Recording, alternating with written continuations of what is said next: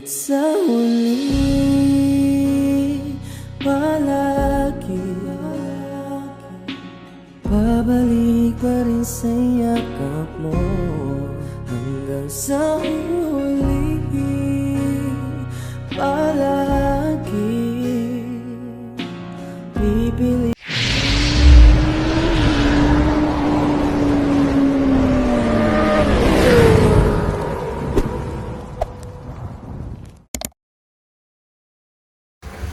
Yun, hello guys, nandito kami ngayon, kadarating lang namin dito sa sa Leyte. Ito yung unang araw mismo ng pagdating namin dito sa Leyte, mga idol. Bali, papunta kami ngayon ng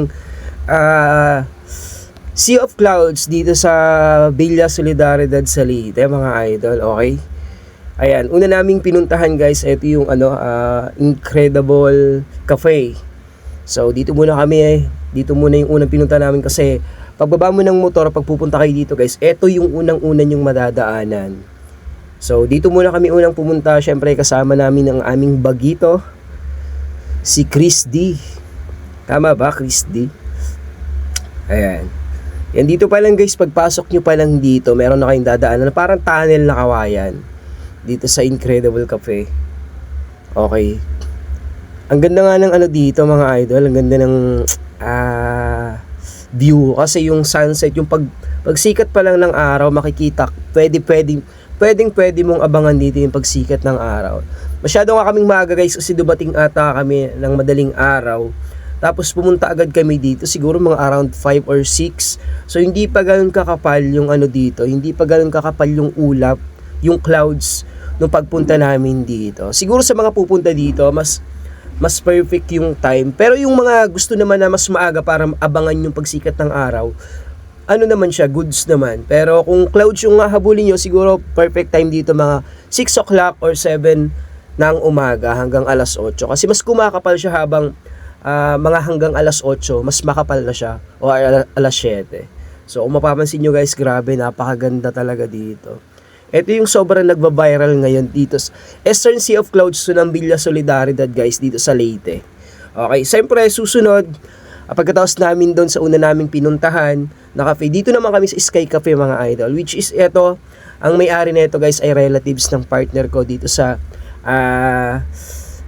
Eastern Sea of Clouds of Leyte, dito sa Villa Solidaridad. Ito yung Sky Cafe, mga idol. Ayan, kung mapapansin nyo, entrance pa lang, grabe, napaka-solid, paakyat na.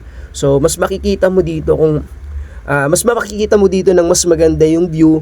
At ang napakaganda dito, guys, meron sila ditong mga kubo.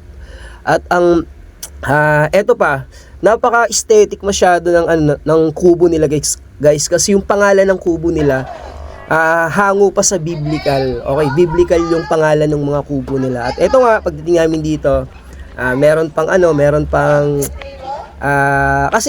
kasi guys, pag pumunta kayo dito, meron silang free dito, free tapa, ganun na binibigay dito sa Sky Cafe.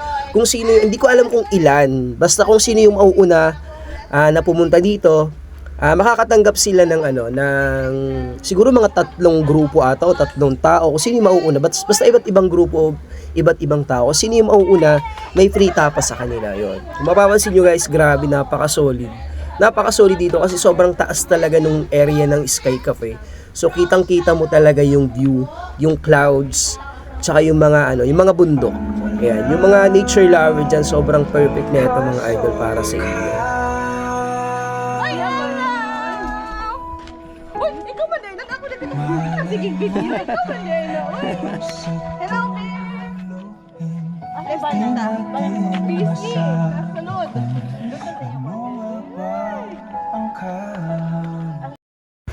Ayan guys, kung makikita nyo, grabe, mas malaki yung space nila dito kasi bukod dun sa mga kubo na pwedeng pang pamilya, meron din dito pang tropa-tropa lang o pang magkakasama lang, magkakaibigan. Pwede rin dito bukod sa kubo. So napakaganda, napaka-perfect talaga ng view dito guys. Grabe.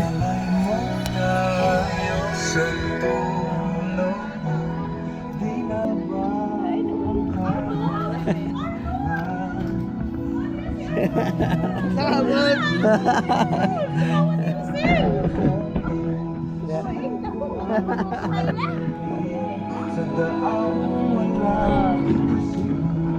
vlog. Hi, guys. Vlog mo kami. Pinapanood ko nanay. Wala, mamamisin siyo na, uy. Ayaw lang. Oh, ihatag na yung dong. Duha ka chay mo nun. Usa ka lechong bakaya, usa ka karning leon, usa ka tigre. Unya na pod mo diha ka ng elepante, apil lamang unya ang among imnon usa ka tandoay, usa ka tuba, kulapo. Unya og la pa may dessert diha kanang kuan kanang usay maayong kuan diha ya kanang dessert.